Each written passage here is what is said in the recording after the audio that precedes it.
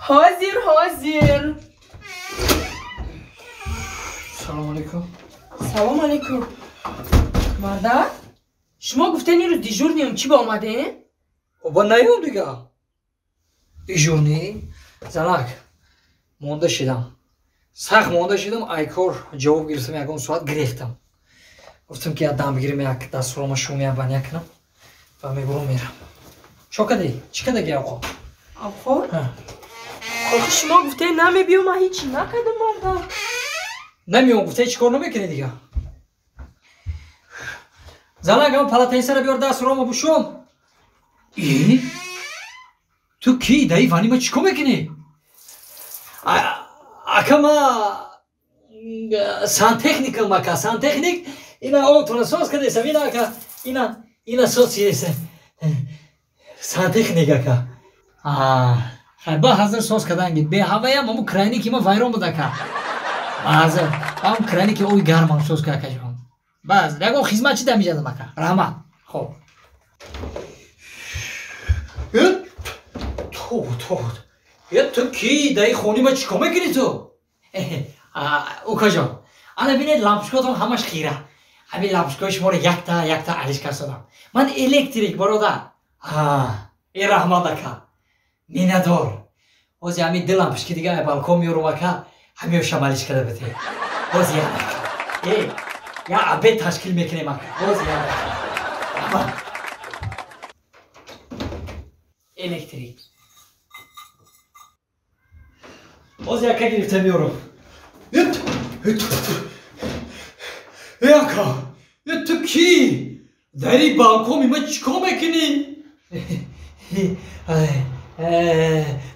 اکا ما مشروط که من کدیستم واسه بیایه میرم اکا مشروط که تولا او دارین دهم ایتاج اکا تو چخیلی مشروط که من میکنی؟ اکا او دو نفر دکو باور کردی نخوام بده باور نکنی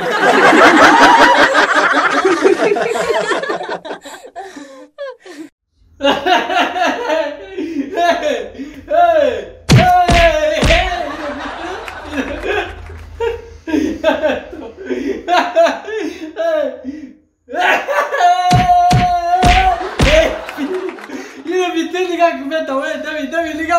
Hey bana diga. Ya Niko bitti. Yine bir çıkarsın bana. Hey kana diga. Hey.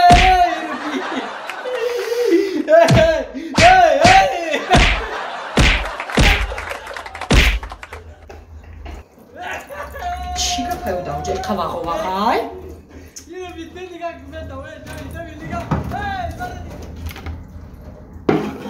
Aka, yine bir abone ol diye tamaşa kınak. Aka, yine bir. Dur bir tane bir. Aka, hey aka, yine bir aka.